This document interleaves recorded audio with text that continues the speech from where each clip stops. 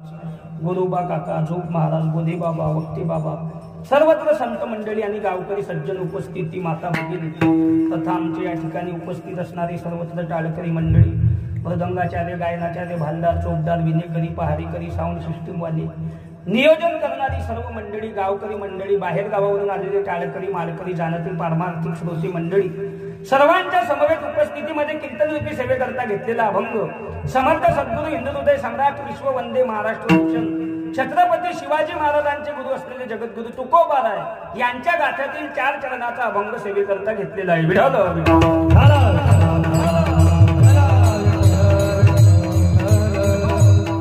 तुकाराम महाराजांचा आहे. तुकाराम महाराजांच्या गाथ्यातील आहे, 4 चरणाचा आहे. संतांनी संतांचं वर्णन करणार आहे. वर्णन करणारे कोण आहे, वर्णन करतात कोणाचं, वर्णन कोणतं करतात, वर्णन करणारे तुकोबार आहे. वर्णन केलं संतांचं, जे केलं ते आजच्या अभंगात आहे. विठ्ठल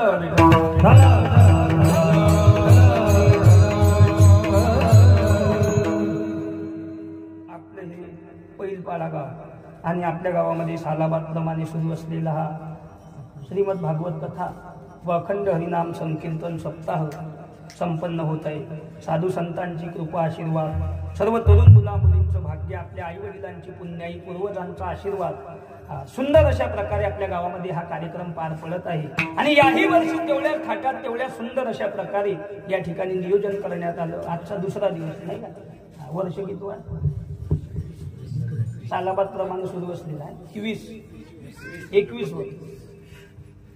21व वर्ष, दुसरा दिवस. आणि दुसऱ्या दिवसची ही कीर्तन रूपी सेवा माझ्या वाटेला आली असून परी माझ्या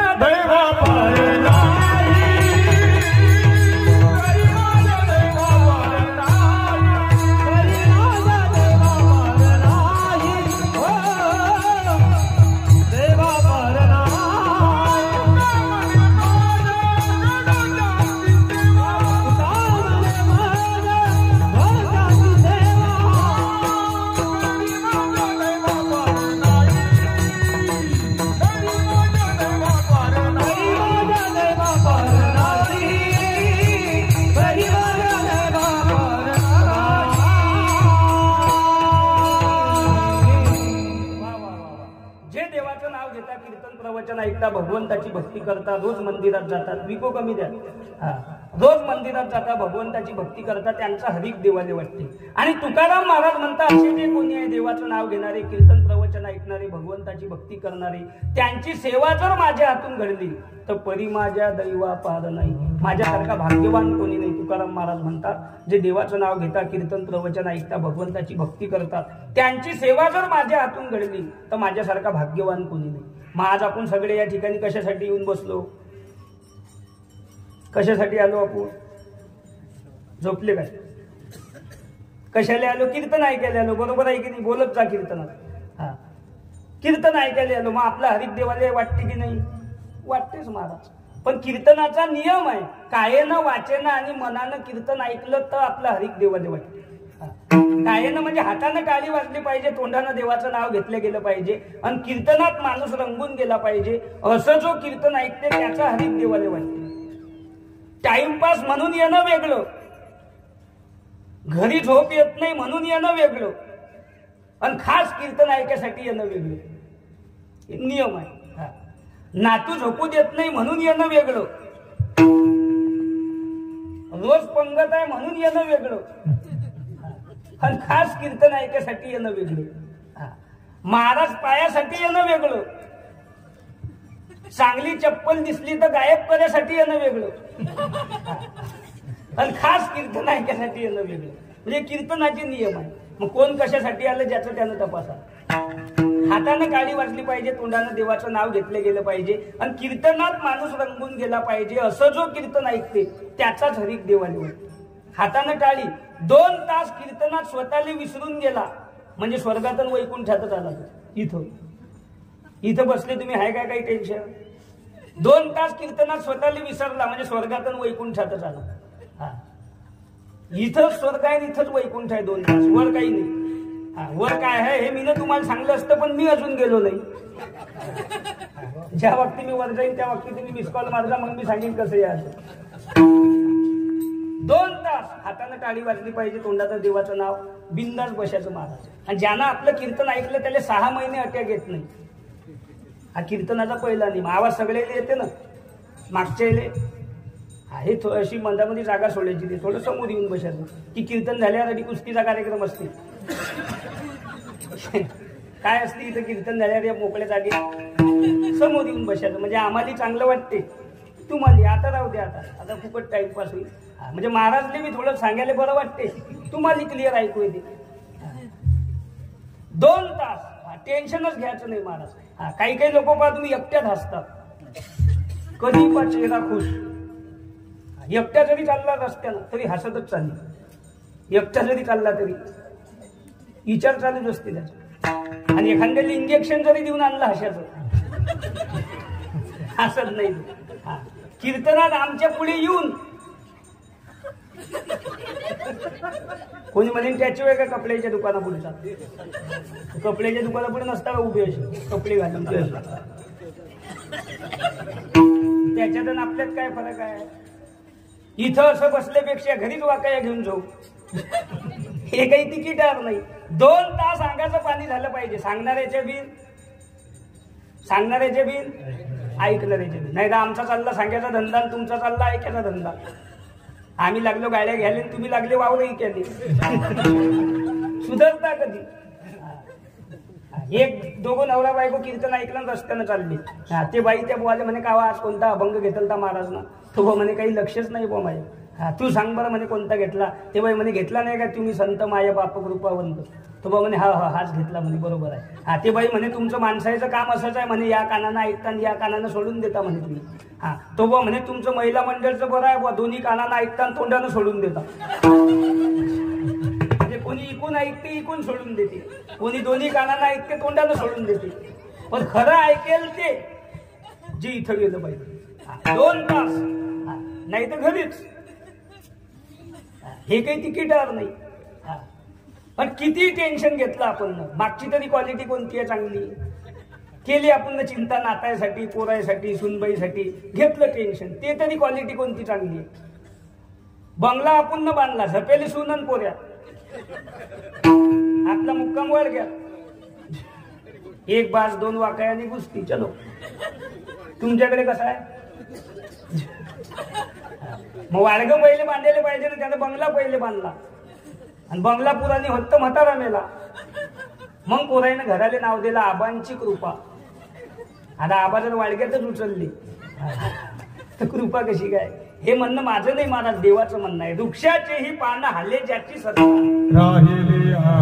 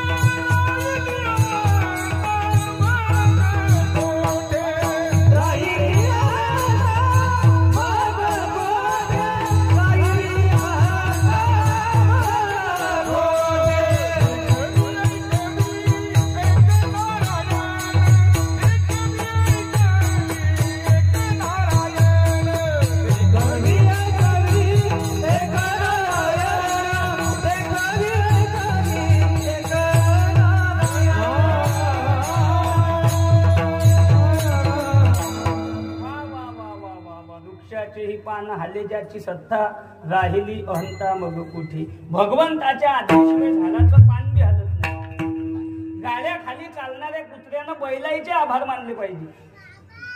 तो म्हणे मायामुळे गाडं चाललं. पण ज्या व्यक्ती चारी बाजूने त्याला कुत्रे घेरतात त्या व्यक्ती ते वर चढते, मग ते म्हणते हे खरं होतं. म्हणजे सांगायचं तात्पर्य काय, भगवंताच्या आज्ञेशिवाय झाडाचं पान बी हलू शकत नाही. मग आपण किती टेन्शन घेतलं तरी काही फायदा आहे काय.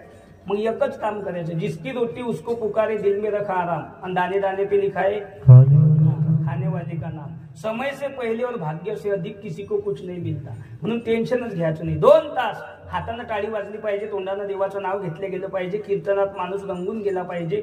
असं जो कीर्तन ऐकते त्याचा हरिक देवाले वाटते. आणि तुम्ही सर्व कायेनं वाचेनं आणि मनानं कीर्तन ऐकसान असं मला वाटते. आणि तुम्हा सर्व मायबापांची सेवा माझ्या हातून घडली तर मी सुद्धा समजेन माझ्यासारखा भाग्यवान कोणी नाही. हा, बिनधास्त बसलं पाहिजे. मी एका गावाला कीर्तन सांगलं, एक म्हातारे आबा पुढे बसेल ती नुसतं असं करू. आता मला वाटलं त्याचा खूप अभ्यास आहे, मी सगळं कीर्तन त्याला पाहून सांगलं. मला म्हटलं कीर्तन झाल्यावर काही विचारच ना बा, सगळे कीर्तन त्याने पाहून सांगलं. आणि कीर्तन झाल्यावर म्हटलं महाराज या आबाचा काही अभ्यास आहे ना, सगळं कीर्तन मन लावून ऐकलं. ते महाराज म्हणत त्याला ऐकूच येत नाही, तो रोज मान आणते. म्हणजे कधी कधी आमचाही रॉंग नंबर लागते. म्हणजे कायेनं वाचेनं आणि मनानं कीर्तन ऐकले गेलं पाहिजे असा नियम आहे. तुम्ही सगळे कायेनं वाचेनं आणि मनानं ऐकसान असं मला वाटते. आणि तुमची सर्वांची सेवा माझ्या हातून घडली तर माझ्यासारखा भाग्यवान कोणीच नाही असं मी समजेन.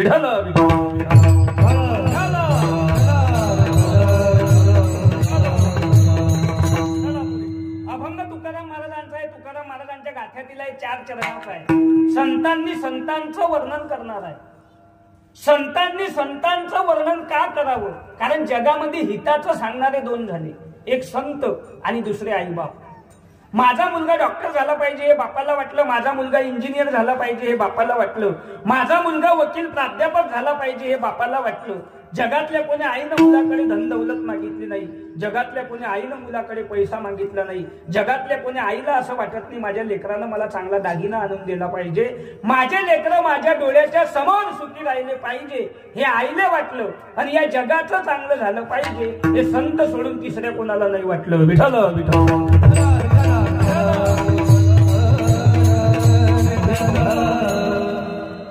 आपल्या पायामध्ये जर काटा मुडला, शेतात गेलो आपण पायात जर काटा मुडला, बरेच लोकांना पायातला काटा काढता येते. पहा तुम्ही काही काही लोक बरेच लोकांना काढता येते पायातला काटा, चांगल्या चांगल्याचा काटा काढता लोक. तर एखाद्याला काटा काढता येते.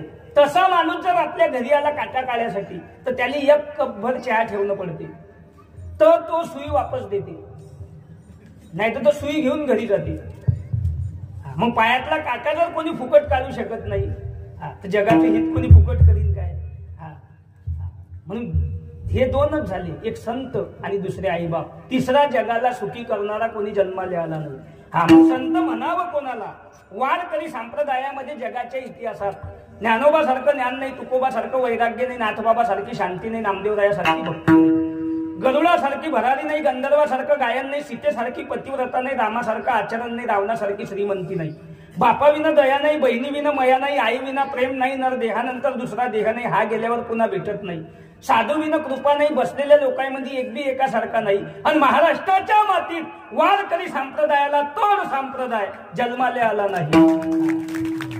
संप्रदायानेच झालेशील पण वारकरी संप्रदायासारखा नाही. वारकरी संप्रदाय हा असा आहे महाराज, यारे यारे लहान यारे यारे लहान थोर याती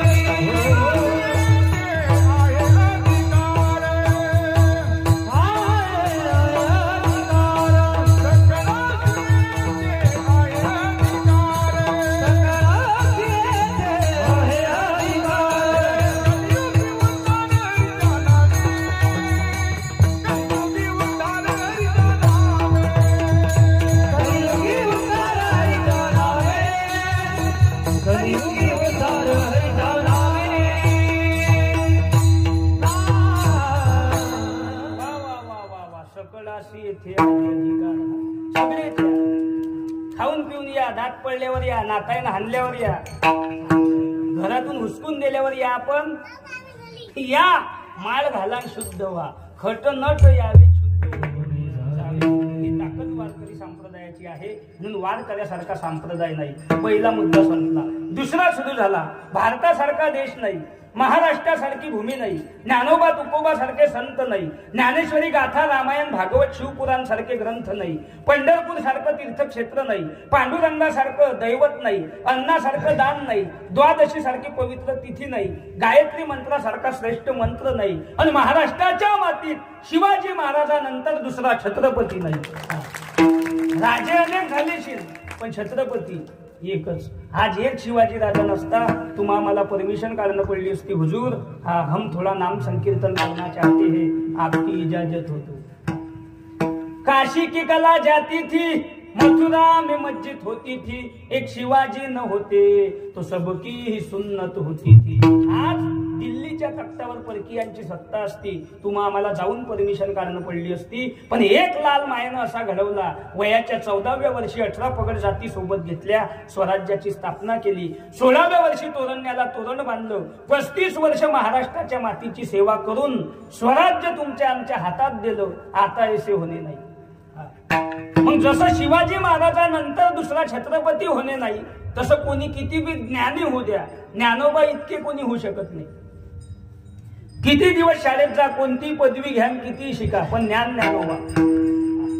ज्ञान ईश्वरी, ईश्वरापासून जे ज्ञान आलं तिचं नाव ज्ञानेश्वरी. एखाद्या बिनडोकानं जर तुम्हाला विचारलं, काही बिनडोक विचारतात ज्ञानेश्वरीमध्ये असं काय आहे, त्याचं उत्तर एकच आहे, ज्ञानेश्वरीमध्ये तू सांग काय नाही. प्रत्येक गोष्टीचा शोध ज्ञानेश्वरीत आहे. ज्ञानेश्वरीमध्ये ज्ञान आहे. ज्ञान हे पूर्णांक आहे, पदवी हे अपूर्णांक आहे. बकवास वाजवणं हे ज्ञान आहे, त्याला बोलाचं ज्ञान म्हणतात. ज्याने बोल समजले त्याला बकवास आला. गायन करणं हे स्वराचं ज्ञान आहे, ज्याने स्वर समजला त्याला गायन आलं. कीर्तन करणे हे बी काय आहे, ज्ञानच आहे. 2 तास समाज आपल्याकडे आकर्षित करून ठेवणे ज्ञानच आहे. 2 तास कीर्तनातून कोणाला उठू देऊ नये, पण घरात कोणाला सुखानं झोपू देऊ नये, त्याचं नाव कीर्तन. साऊंडची सेटिंग करणे हे बी काय आहे, ज्ञानच आहे. ती ज्याले आहे त्यालेच आहे. 2च बॉक्स, एकच माणूस, 2च मशीना, पण क्लिअर आवाज येते सगळे क्लिअर. आणि इकून 6 बॉक्स, इकून 6 बॉक्स, वर 12 भोंगे, आणि इकून महाराज बोलले तर तिकून बाईचा आवाज निघे. त्याची किंमत नाही ना महाराज. थोडंसं पण क्वालिटी. दूध अर्धा शिंगलच पेलं पाहिजे, पण बिन पाण्याचं. 2 शिंगल दूध आणि 3 गिलास पाणी डबडं घेऊन पाहू नको, नाही पेला तर चालेल. शेती 2च एकर, पण 8 क्विंटल सोयाबीन, 9 क्विंटल गहू, 12 क्विंटल कापूस. नाही 20 एकर वावर, 5 एकर गाजरे गवत, 5 एकर इडी बाबू, 5 एकर नदीत वाहून गेलं, राहील 5 एकराहून मारा चालल्या बहीण भावाच्या. तू मला राखी बांधून दाखव, तू मला कुकू लावून दाखव. थोडंच पण क्वालिटी. पोरग एकच, पण शिवाजी राजासारखं, संभाजी राजासारखं, ज्ञानोबा तुकोबासारखं. मृदंगाचार्य, गायक, कीर्तनकार, कथाकार, सीमेवर, बॉर्डरवर, शेतीत, सर्व्हिस मध्ये, ग्राउंडवर. एक तर पैलवान की, एक तर बकरे मागे, पण कुठेतरी तो पाहिजे. आणि एक बाई दुसऱ्या बाईला म्हणे तुम्हाला किती मुलं आहे, म्हणे मला 2, म्हणे तुम्हाला, म्हणे मला 8, म्हणे तुमचे 2 काय करता, काही नाही, म्हणे एक पकवाज वाजवते, दुसरा गायन करते, म्हणे तुमचे 8 काय करता, काही नाही, म्हणे 6 जेलमध्ये आणि 2चं पकडवारण सुटेल आहे. आता असे नमुने आगलायला सुद्धा काय. पोरग एकच, पुत्र भावा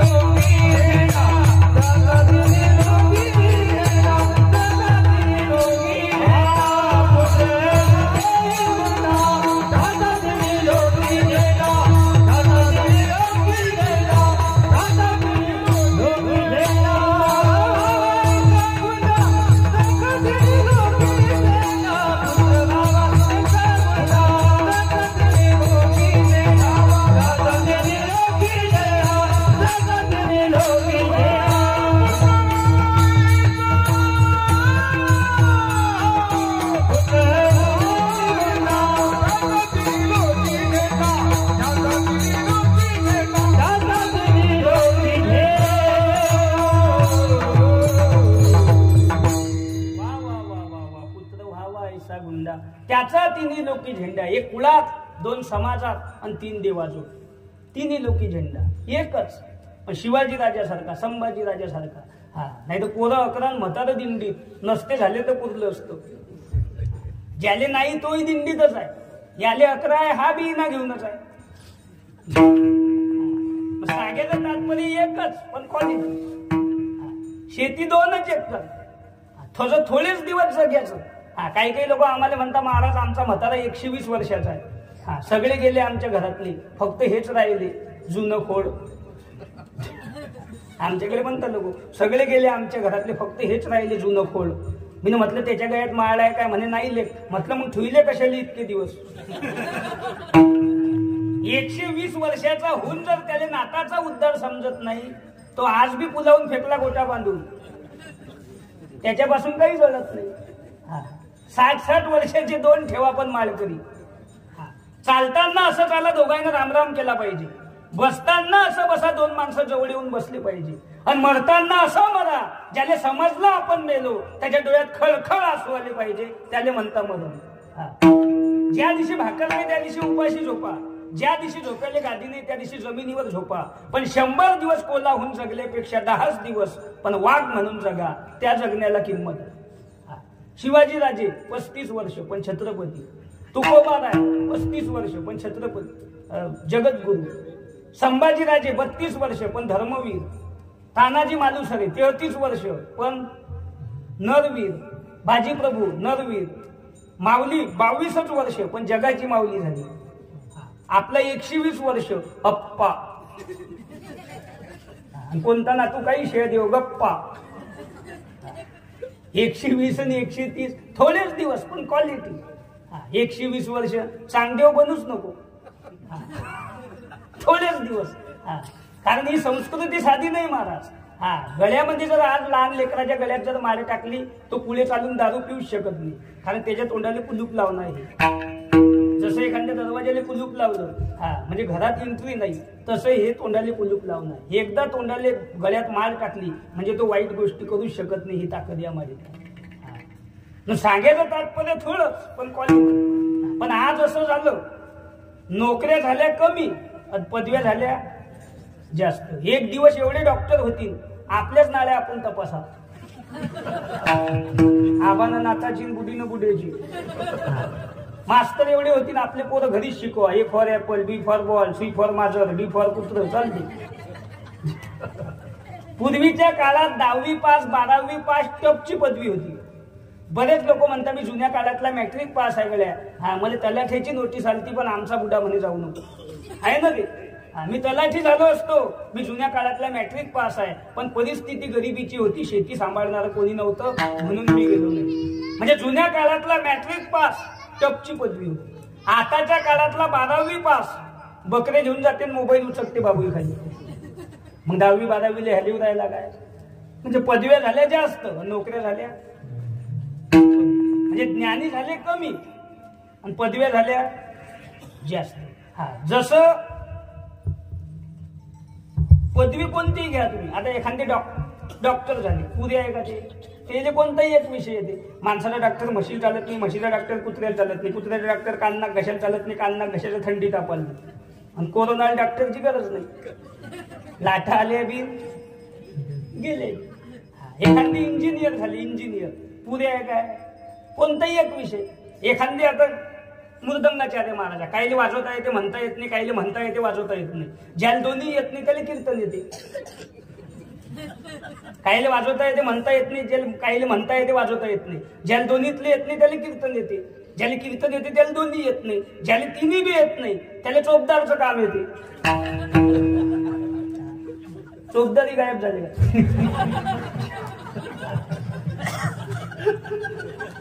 ज्याला चारी बी येत नाही त्याला इना घेऊन उभं राहता येते. पण ज्याला याच्यापैकी काही येत नाही तो एवढ्याला नाव ठेवल्याशिवाय राहत नाही, त्याला ते येते. त्या महाराजांना रात्री काहीतरी म्हटलं बुवा. काय म्हटलं? मी शुद्धीत नव्हतो पण म्हटलं. हा पेल होता पण म्हटलं. मग तू तर शुद्धीत नव्हता, महाराजनं म्हटलं हे तुले कसं माहित? लोक म्हणत. हे लोक कोण आहे? बऱ्याचदा होते ना ते ऍक्सिडेंट झाला. याला विचारलं कसा काय झाला, एक म्हणे ड्रायव्हर फेल होता.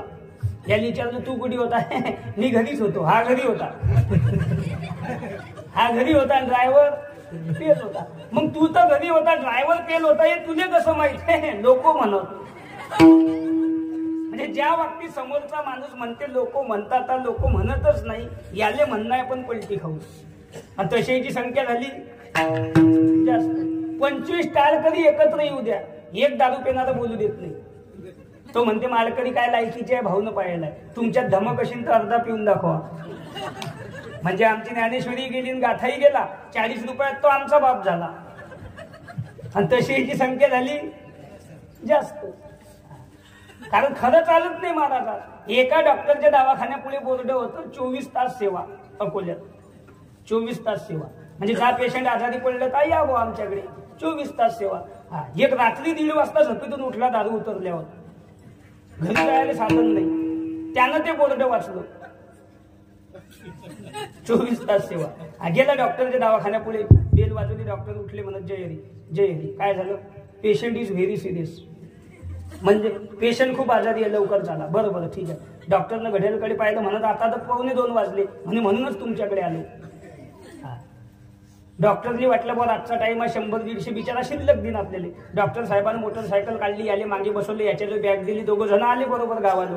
बरोबर गावाच्या पुलालो आले. थांबा म्हणे डॉक्टर साहेब, काय इथंच घर आहे पेशंटचं, लगेच घेऊन येतो. पेशंट आलेले गेला. 3 वाजता गेला पेशंट आलेले. 7 वाजले तरी डॉक्टर पुलावर आलाच नाही. घरी गेला झोपून राहिला. शेवटी डॉक्टर घरी गेले आणि बोर्ड बदललं, सायंकाळी बंद राहील. आता 24 तास सेवा म्हणजे नुसतं पेशंट नेऊन सोडायचे काय, उतरली की सोडला. आणि तशी संख्या झाली जास्त. कारण खरं लोकायला चालत नाही महाराजा, खरं चालत नाही. तुम्ही पहा, वारकरी महिनाभर जाता पंढरपूरले, ज्ञानबा तुकाराम पायदळ, त्याच्याकडे कोणीच पाहत नाही. मंत्री मोठ्या गाडीत येते, नुसतं खाली उतरते, गयात टाळ घेते, लगेच त्याचा फोटो दुसऱ्या दिवशी पेपरले. ते भजनात रंगले, कुकडे रंगले, ते भजनात रंगले. आता ते पहिलेच रंगेल होते, भाऊ अजून कलरिंग केले. म्हणजे खऱ्याला न्याय आहे काय, वारकरी मेले कल्ला करू, पण ती नुसतं गाडीत आलं, रंगवलं भजनात. एखाद्याचा वाढदिवस असू द्या, 1-2 डझन केळं घेतात, 1 केळं भिकाऱ्याच्या हाती देतात, लगेच फोटो, दुसऱ्या दिवशी पेपरले बातमी, वाढदिवसानिमित्त जाहीर फळ वाटप. भिकाऱ्याला किती दिलं, 23 केळं कार्यकर्त्याला खाल्ले, पण जाहीर फळ वाटप 3 दिवस चालली पेपरली. 1 शाल भिकाऱ्याच्या अंगावर टाकली, वाढदिवसानिमित्त बुलंद कापड वाटपचा कार्यक्रम पार पडला. शाल किती दिली, भिकारी झपल्यावर घरी घेऊन आला, पण कार्यक्रमच पार केला त्यानं.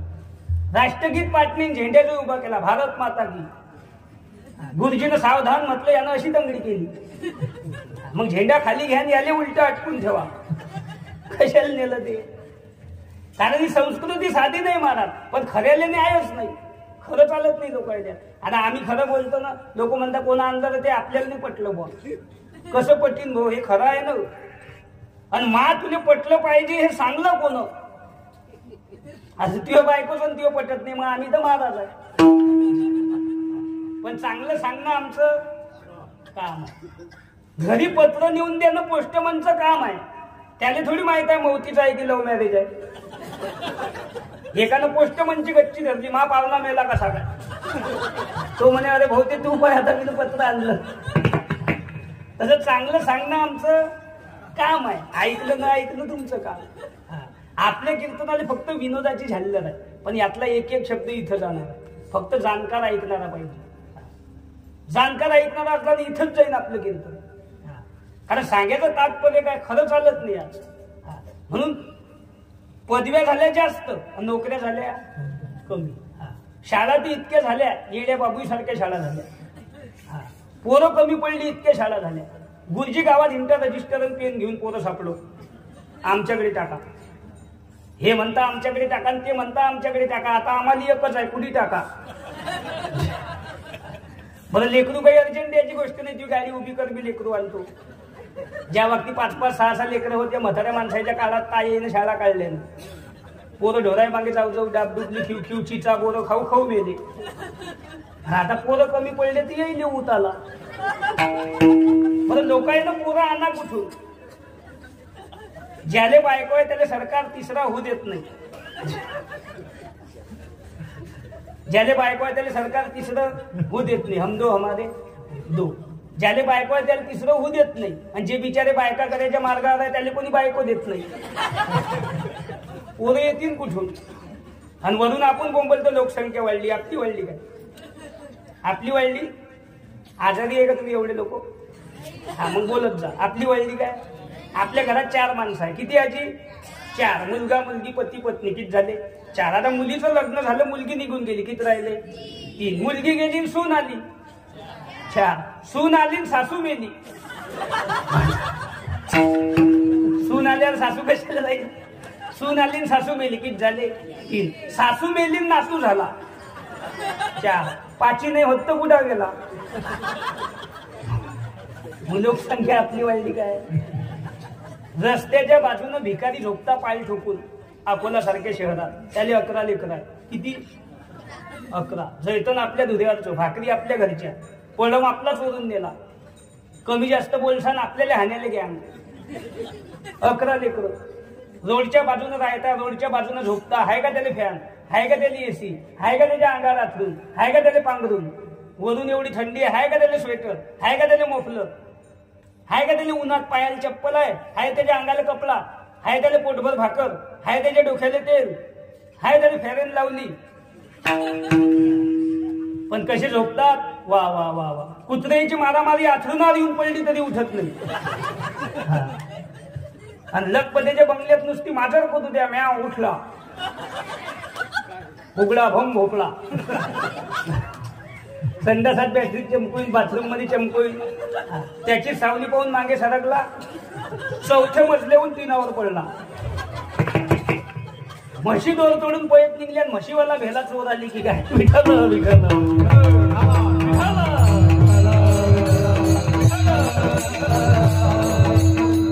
म्हणजे पदव्या झाल्या जास्त, नोकऱ्या झाल्या. जसं आपल्यावर प्रेम करणारे अनेक झालीशी, पण आई इतके झाले काय कोणी? आईनं मुलावर जेवढं प्रेम केलं तेवढं कोणीच करू शकत नाही. आपल्या बरेच लोकांच्या जीवनातले प्रसंग आहे. डॉक्टर घाई घाई येतात, इकडे या पाटील, पाटील इकडे या. काय झालं डॉक्टर साहेब? 2 पैकी 1 करू शकतो. एक तर बाळाचा जीव वाचवू शकतो, नाही तर बाळाच्या आईचा जीव वाचवू शकतो. बाळाला जिवंत राहायचं असेल तर बाळाच्या आईचा जीव जाते, आणि बाळाच्या आईला जिवंत राहायचं असेल तर बाळ मरते.